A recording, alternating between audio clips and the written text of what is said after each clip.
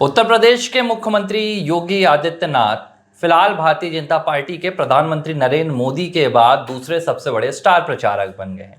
वैसे तो अभी हाल फिलहाल के कुछ महीनों में चुनाव नहीं है, लेकिन नवंबर में बिहार में विधानसभा चुनाव होने वाले हैं और इस चुनाव में योगी आदित्यनाथ के चेहरे को भारतीय जनता पार्टी उसी तर्ज पर इस्तेमाल करने की पूरी योजना बना रही है जिस तर्ज पर योगी को हरियाणा भेजा गया और उन्होंने पूरे अपने एक बयान से 4 लाइनों के एक बयान से उन्होंने पूरे चुनाव की बाजी पलट दी। जिस लिहाज से उत्तर प्रदेश के मुख्यमंत्री योगी आदित्यनाथ महाराष्ट्र जाते हैं, वहां पर उन्होंने पूरे चुनाव का समीकरण अलग कर दिया। फिर झारखंड, उसके बाद जम्मू कश्मीर और दिल्ली के बाद अब बारी आने वाली है बिहार की, और बिहार में योगी आदित्यनाथ का चेहरा कुछ ऐसा करने वाला है जिसके सामने तेजस्वी यादव, लालू प्रसाद यादव और राहुल गांधी भी खाली हाथ बैठे नजर आने वाले हैं। पूरी तरह से बिहार के विधानसभा चुनाव में योगी आदित्यनाथ का जलवा भी देखने के लिए मिलेगा, उनका सियासी पराक्रम भी देखने के लिए मिलेगा और 2027 के उत्तर प्रदेश विधानसभा चुनाव से पहले योगी आदित्यनाथ का एक बदला हुआ अंदाज भी बिहार विधानसभा चुनाव में देखने के लिए मिलेगा। और ये बातें क्यों हो रही हैं? ये बातें इसलिए हो रही हैं कि अब योगी आदित्यनाथ के भविष्य को लेकर भी चर्चाएं तेज होने लगी हैं। योगी आदित्यनाथ का कद जिस लिहाज से एक अलग ही गति से ऊपर बढ़ता जा रहा है, प्रधानमंत्री नरेंद्र मोदी के साथ तो उनकी तुलना 2022 के बाद से ही की जाने लगी थी। 2017 में जब सीएम योगी यानी कि योगी आदित्यनाथ उत्तर प्रदेश के मुख्यमंत्री बने और 5 सालों में जो उन्होंने अपनी कार्यशैली अपनाई थी, चाहे वो सुरक्षा के मसले हों, चाहे वो माफियाओं पर अंकुश हो, चाहे फिर वो विकास के मसले हों, यूपी की तस्वीर बदलने की बात हो, 2022 के चुनाव में हमने मोदी योगी वाला वो पूरा दौर देखा था। खुद ये बात मोदी भरे मंच पर कहकर आए थे। प्रधानमंत्री नरेंद्र मोदी 2022 में कई बार ये बातें निकल कर आई कि क्या योगी मोदी के बीच सब कुछ ठीक नहीं। विपक्ष इस एजेंडे पर बार बार जोर दे रहा था, कहा जा रहा था कि योगी के कद को कम करने की कोशिश है और ये कोशिश मोदी कर रहे हैं। लेकिन प्रधानमंत्री नरेंद्र मोदी यूपी विधानसभा चुनाव 2022 में जाते हैं और कहते हैं कि यूपी के लिए योगी उपयोगी है।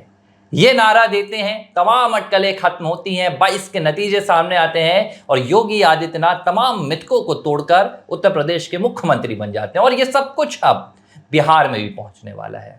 ठीक बात है। और जातिगत समीकरणों को तोड़कर करिश्मा करना अगर कोई जानता है तो वो योगी आदित्यनाथ है।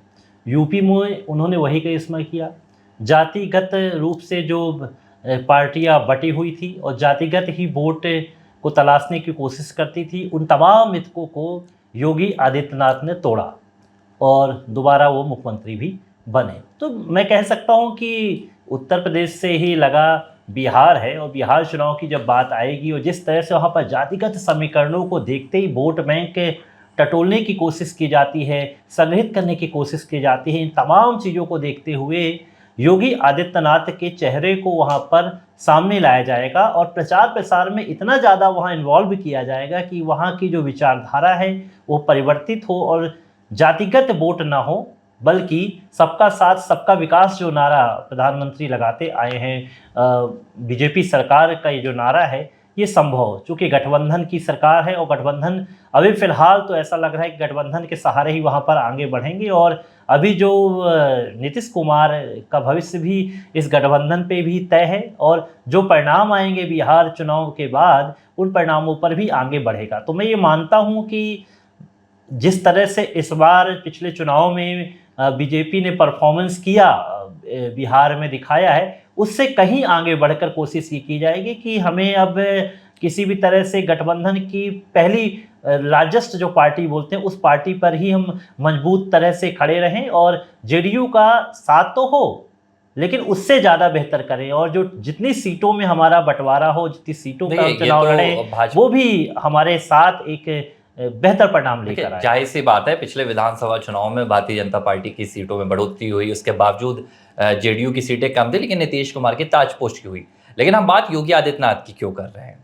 आप देखिए कि 2024 में उत्तर प्रदेश में भारतीय जनता पार्टी की लोकसभा सीटें 33 पर आकर सिमट गई। इसे अयोध्या में फैजाबाद लोकसभा सीट में जो हार मिली भाजपा को, विपक्ष ने तो इसे सबसे बड़ा अपना सम्मान बना लिया था। सम्मान क्यों? अगर आप अवधेश प्रसाद को देखेंगे चाहे वो अखिलेश यादव हो, चाहे राहुल गांधी हो, ममता बनर्जी हो, तेजस्वी यादव हो, विपक्षी पार्टी का कोई भी ऐसा नेता नहीं था जिसकी जुबान पर अवधेश प्रसाद और अयोध्या न रहे हो। अब अयोध्या से किसे चोट पहुंचाने की कोशिश हो रही थी? योगी आदित्यनाथ को, उत्तर प्रदेश के मुखिया योगी आदित्यनाथ को बार बार ये बताने की कोशिश की जा रही थी कि देखिए, राज्य के मुखिया तो एक योगी हैं, राज्य के मुखिया तो एक संत हैं, बावजूद इसके राजा राम यानी कि अयोध्या के जिस सीट पर भगवान श्री राम का मंदिर बना हुआ है, उस सीट पर भी अगर भाजपा नहीं जीतती है तो कसूरवार योगी आदित्यनाथ थे। लेकिन योगी आदित्यनाथ ने उस चुनाव को स्वीकार किया। उन्होंने कहा, योगी आदित्यनाथ ने जब संगठन की बैठक हुई थी उत्तर प्रदेश में, जिसमें केशव प्रसाद मौर्य ने सरकार को बड़ा बताया था, योगी आदित्यनाथ ने उस बैठक में ये कहा था कि कहीं ना कहीं हम जो अति आत्मविश्वास था, क्योंकि 400 पार का भाजपा नारा लेकर चल रही थी, इस अति आत्मविश्वास में कहीं ना कहीं चूक हुई है और उन्होंने इस गलती को समझा। इसके बाद आप देखिए, राष्ट्रीय स्वयंसेवक संघ यानी कि आरएसएस ने भी योगी आदित्यनाथ पर भरोसा जताया। कहा यह जा रहा था कि अयोध्या की इस हार के बाद योगी कमजोर हुए हैं, लेकिन जून के बाद से अब ये मार्च आ रहा है और 3 महीने बाद जून आएगा, 9 महीने में योगी आदित्यनाथ की ताकत में जो इजाफा हुआ है वो 2017 से 2024 तक भी नहीं हुआ था। लेकिन इन 9 महीनों में योगी आदित्यनाथ, फिलहाल मैं कहने से यहां पर नहीं पीछे हटूंगा कि भाजपा में दूसरे नंबर की कुर्सी तो उन्हें नहीं मिली है, लेकिन कद पर प्रधानमंत्री नरेंद्र मोदी के बाद योगी आदित्यनाथ आकर खड़े हो गए। अब एक और बात मैं आपको बता देता हूं, योगी आदित्यनाथ क्यों ऐसा हो रहे हैं, क्यों उन पर इतनी चर्चा हो रही है। 24 के लोकसभा चुनाव के बाद जब उत्तर प्रदेश में 10 सीटों पर उपचुनाव होने थे, इन उपचुनाव में यह माना जा रहा था, जो विपक्ष था वो भी मान रहा था और जो भाजपा विरोधी थे वो भी मान रहे थे, योगी आदित्यनाथ की बुरी तरह हार होगी। अखिलेश यादव की जो ताकत लोकसभा में बढ़ी है, विधानसभा में उस पर मुहर लगेगी। और इस पर सबसे ज्यादा निगाहें सियासत की थी, दिल्ली की भी थी, लखनऊ की भी थी। अब ये मुकाबला सीधे तौर पर योगी आदित्यनाथ की किस्मत पर, योगी आदित्यनाथ की सियासत पर और उनकी अस्मत पर था, जिसे हम कहते हैं कि भाई सियासी वर्चस्व की लड़ाई थी। अखिलेश यादव ने पीडीए का फॉर्मूला यहां भी आजमाया, जो फॉर्मूला उन्होंने लोकसभा में, देखिए लोकसभा में बहुत सारी बातें हुई थी। राहुल गांधी अखिलेश यादव की जोड़ी जातिगत समीकरणों को साधने में जुटी हुई थी, ओबीसी वर्ग की बातें चल रही थी, दलितों की बातें चल रही थी और ये तमाम चीजें निकल कर आई। तो वोट बैंक तो ठीक है, लेकिन सीटें खिसक गई। जब 10 विधानसभा सीटों पर उपचुनाव हुए, उनमें से एक सीट मिल्की की रह गई थी, लेकिन 9 सीटों पर पहले ही उपचुनाव हो गए थे। इन सीटों पर भारतीय जनता पार्टी पूरी तरह से जीत कर आती है। मुस्लिम बहुल, जहां पर ज्यादा मुस्लिम मतदाताओं की यहां पर तादाद है, वहां से भी भाजपा निकल कर आती है। और जो आखिरी बची हुई सीट थी मिल्कीपुर, जब हाल ही में उसके नतीजे सामने आए दिल्ली के साथ, तो ये बात तय हो गई कि अखिलेश यादव का जो जातिगत समीकरण है, जो पीडीए का फॉर्मूला है, वो यूपी में फिलहाल ध्वस्त हो गया। जिस पीडीए के फॉर्मूले के सहारे अखिलेश को 27 का सत्ताधीश बनाने के पीछे समाजवादी पार्टी जुटी थी, वो ध्वस्त हो गया। और अब यही फॉर्मूला तेजस्वी यादव बिहार में अपना रहे हैं। तेजस्वी यादव बिहार में राजनीति जो है जाति से साधने की कोशिश कर रहे हैं। ये बिहार के लिए कोई नई चीज नहीं है, लेकिन तेजस्वी के चेहरे के साथ नई चीज हो रही है। तेजस्वी युवाओं को भी जुटाने की कोशिश कर रहे हैं और ये पूरी काट अब योगी आदित्यनाथ लेकर बिहार वो गठबंधन के जो मुख्य प्रहरी हैं, मतलब नीतीश कुमार हैं सीएम, उस पर तेजस्वी का वार रहता है और उसके जरिए तेजस्वी नीतीश पर वार करते हुए बीजेपी को कमजोर करने की कोशिश करते हैं। उनको पता है कि बीजेपी का परफॉर्मेंस यहाँ पर बेहतर रहने वाला है, तो निशाना वो यही साधते रहते हैं। कभी निशांत कुमार की बात आती है कि निशांत कुमार की एंट्री हो गई है और वो चुनाव में ये करेंगे, तो बातें लाने का मतलब यही है कि किसी तरह से अपने को आत्मसंतुष्ट करना, और आत्मसंतुष्ट करने के बाद इस चुनावी जब रण में उतरेंगे तो बेहतर परफॉर्मेंस कर सकें। लेकिन ये देखिए, ये जातिगत जो बातें हो गई, ये बहुत पुरानी बातें हो गई हैं। बिहार में ये चलन चलता था, लेकिन जब से गठबंधन होने लगे हैं और गठबंधन में अब अगर ऐसा ना होता तो फिर वो जातिगत बातें लेकर तेजस्वी जो हैं वो इतनी ज़्यादा सीटें लेकर आए थे ना। क्यों आए थे? क्योंकि बेरोजगारी का मुद्दा उन्होंने उठाया था। फिर जाति की बात करते हैं ना कि हमारे यादव जाति में इस तरह से है, ये जाति में इस तरह से है, और अल्पसंख्यकों की बात करते वोट ले लेते, लेकिन उन्होंने स्वयं नहीं फार्मूला अपनाया। तो अब अगला जो चुनाव है वो डेवलपमेंट पे होगा, कानून व्यवस्था पे होगा, जिस पे की चर्चा में रहता ही रहता है। तो जिस तरह से उत्तर प्रदेश में परफॉर्मेंस योगी सरकार ने किया है, उसी मॉडल को तो मध्य प्रदेश पे चर्चा होती है, उसी मॉडल की तो चर्चा छत्तीसगढ़ में होती है, उसी मॉडल की चर्चा तो राजस्थान में होती है। तो यूपी के मॉडल की ही चर्चा जब हम तमाम जगह पर करते हैं तो हमें ये देखना होगा कि वहाँ का चेहरा क्या है। तो जब राज्य की बात करते हैं तो वहाँ का चेहरा सीएम होता है, सीएम है योगी आदित्यनाथ, तो उनकी परफॉर्मेंस को देखा जाएगा।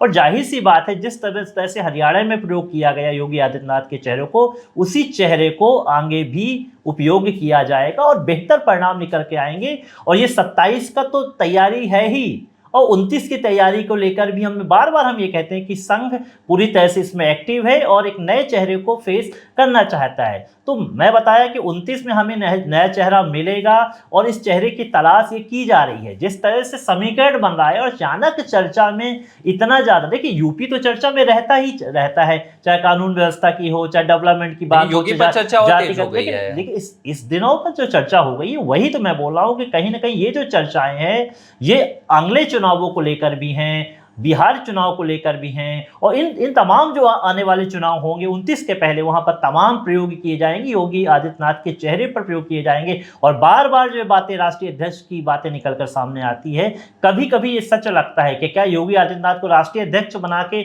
सभी जगह दौरे कराए जाएंगे और एक माहौल बनाने की पूरे देश में हिंदुत्ववादी फेस के जरिए बिल्कुल प्योर हार्डकोर हिंदुत्व के चेहरे को उतार के जो फार्मूला एक बार लागू करना चाहिए। क्योंकि योगी आदित्यनाथ से हार्डकोर हिंदुत्व का चेहरा तो है, लेकिन विकास का मॉडल भी दिया उन्होंने, कानून व्यवस्था को सुधार के जो मॉडल बनाया है उत्तर प्रदेश का। पुरानी बातें हो गई अब कानून व्यवस्था बिगड़ने की, दंगे होने की यूपी में, अब तो जो बेहतर परफॉर्मेंस है, मुझे लगता है कि ये जो पूरा समीकरण जो तैयार हो रहे हैं योगी आदित्यनाथ के दिल्ली के लिए चर्चा हो रही है और इसीलिए प्रयोग किया जा रहा है। देखिए अभी समय है, ये बात तो माननी होगी कि अभी जल्दबाजी में ये नहीं कहा सकता है कि योगी आदित्यनाथ की बस तैयारी हो रही है।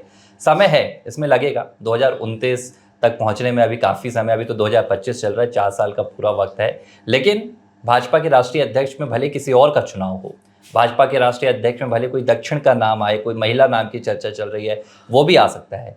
लेकिन जिस लिहाज से योगी आदित्यनाथ का कद भाजपा के भीतर बढ़ रहा है, जिस लिहाज से योगी आदित्यनाथ को संघ का समर्थन मिल रहा है, इसमें कोई दो राय नहीं है कि चेहरे की बात की जाए तो भाजपा के राष्ट्रीय चेहरों की कतार में योगी आदित्यनाथ प्रधानमंत्री नरेंद्र मोदी के बाद दूसरे पायदान पर खड़े होने में कहीं ना कहीं अब नजर आने लगे हैं और इस पर मजबूती से अब पार्टी के कई नेता बोलने भी लगे। तो बिहार में भी वो तस्वीर नजर आएगी। योगी आदित्यनाथ चुनावी पूरे अभियान में अपना जलवा बिखेरेंगे और विपक्ष योगी आदित्यनाथ की काट कैसे ढूंढेगा, इस पर निगाहें रहेंगी। ABC हिंदी न्यूज, आज ही जुड़िए हर खबर के साथ